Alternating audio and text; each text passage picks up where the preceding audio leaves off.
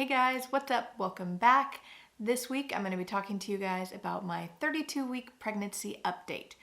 If you're new here, my name is Sarah. I make videos about travel, motherhood, currently pregnancy updates because I am 32 weeks pregnant, as I just said. And before I get started, I just wanted to let you guys know we just got back from an awesome weekend in Austin, Texas. We had the chance to go out there and spend a good 48 hours, and Austin is definitely one of my favorite Texas cities. So if you ever get the chance or are driving through, I highly recommend you stop, especially in these weird times we're living in. Austin is a great place to do outdoorsy things. It's super kid friendly. It's very dog friendly. There's so many parks and things to do outside where you can socially distance, pick up food, have a picnic. And I documented it all over on my Instagram account. So if you're not already, go follow me there. I'll put my information right here. And other than that, let's get right into it. So I left you guys at 28 weeks. And 28 weeks, I believe, is the start of the third trimester. So this week it's going to be all about week 28 leading up to now week 32 as you're watching this. Again, I keep notes on my phone just so that I remember to tell you guys everything. In week 29 is when I really started to feel those bigger baby movements. It started to be less of a, tapping and pushing and more of like a, oh, holy crap, that was an elbow, or oh my gosh, the baby kicked me.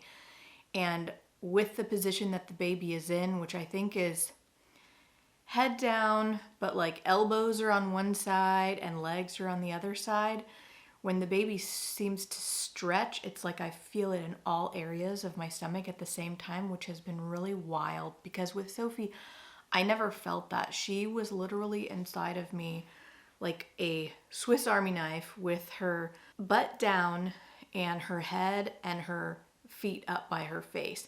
So all of the movements were really concentrated right in my ribs. So this has been interesting to like feel a movement here and here at the same time. It's just totally wild. The other thing that really started in week 29 is tailbone pain. So I work as an office manager. That means I am at my desk from 8:45 until sometime between 4 and 5 every day, sitting, and sometime after 2 o'clock in the afternoon, I would just really start to feel a lot of pain in my tailbone. So I actually ordered a super fancy pillow to sit on, a little gel pillow, put in a picture right here. It's definitely helpful to like switch positions and just be sitting on something a little bit different, but I'll keep you guys posted on how that's working out. The other news is my belly button actually popped in week 29. Stefan and I were actually laying in bed watching a movie, and we were both laughing so hard that I looked down at my stomach and I could see that like my belly button kept poking out while we were laying there laughing. And then ever since then, it's just kind of been out. I look like a full-on Cabbage Patch doll, which I'm sure you could see in the image in this thumbnail. The other not so good thing that happened is along with my laughing fit and the poking out belly button, I think I also got my first stretch mark of this pregnancy. Let me see if I can. You can see my little belly button. And then here between where I used to have a belly button ring piercing and here, there's a little mark. It was actually much darker purple in week 29, and it was really kind of itching.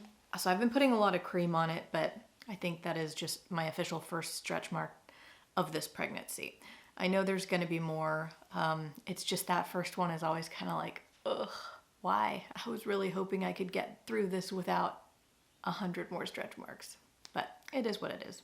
The other thing that I noticed in this week, and I don't know if I just hadn't been paying attention before, but whenever I would go pee in the middle of the night, there was one particular pee that was like highlighter neon yellow.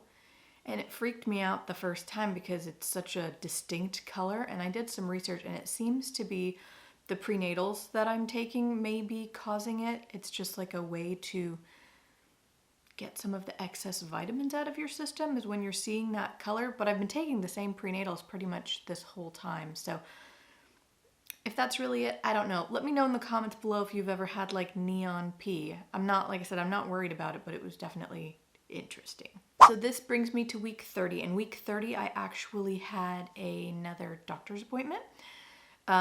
This was not an ultrasound appointment. It was just a regular appointment where she got a Doppler and she checked the baby's heart rate. Everything was fine. She measured my uterus and all of that looked good as well. So that was a nice appointment. We talked a little bit more about my plans for a VBAC as well as the COVID-19 vaccine and what my plans are as soon as that is available to me. Apparently in Texas, we being pregnant women and breastfeeding women may be actually be in the next phase and able to get that, which is great news. Week 30 also brought on the waddling, and I think some of this has to do with just all of the weight pushing down and some of the tailbone pain. Just, I'm officially just walking side to side. It's kind of ridiculous, but it's the only way that feels good to walk, and you know, it's all part of being pregnant, I guess. So week 31 being this past week that I just had, I wrote again, big movements. Now these movements are, I should have written huge movements because it's the kind where it's like your whole belly shifts. The baby moves and like your whole belly moves with it. I've been trying desperately to catch it on camera, but this little girl, I swear, anytime someone puts their hand on my belly to feel her move or I try to film her move, she just stops immediately. I just can't get it on camera. And I have hundreds of videos of Sophie moving in my belly. So this has been so frustrating and kind of funny at the same time. If this is any indication of what this baby girl is going to be like, I am in for a wild ride. The last thing that I wrote down for week 31 is just random cramps. If you guys are new here, I had to have a C-section with my last baby because she was breech, which means I never actually went through labor, which means I never experienced any contractions or Braxton Hicks or anything like that. So when I say random cramps, it could be Braxton Hicks. I have no idea because I don't know really what they feel like. But I've had a couple of times now where I'll have like a random cramp in my lower belly or in my lower back, but it just seems to happen. It lasts for a minute and then it goes away. And this has never repeated more than once on any given day. So again, this could just be growing pains. I have no idea. So a fun thing that I did this past week is over on my Instagram account, I shared that because the baby has been so low and I've been having like tailbone pain and sciatica pain, that I bought like a pregnancy belt, which I have right here. So it looks like this, and it's meant to, well, go on your belly really low and then like lift it up and you Velcro it in the back. And I had just written something like, oh, add this to the list of things that I never thought that I would buy. And so many other moms wrote me and said, oh my gosh, I wore that my whole pregnancy, or oh my gosh, I got that at the end and it helped me so much. So I'm really excited to start wearing this, especially for those long work days, just to kind of give me some relief of all the weight of my belly just kind of pushing down. So I'll link this below if any of you guys are interested. I got it on Amazon. I think it was 20 or 30 bucks, but it's really great quality and it seems to be really breathable so far. The other thing that I did is I put a little question box on there and I said, what are some of the things that nobody tells you about being pregnant, like super TMI? And I got some hilarious responses. I'll have to see if I have time. I'd love to make a whole dedicated video to this because, and I know those videos exist, but I think it's fun because it's like my followers and my friends that actually were telling me their own personal stories, and I promised I would keep them all anonymous, but that was just one of those things that made me laugh so hard.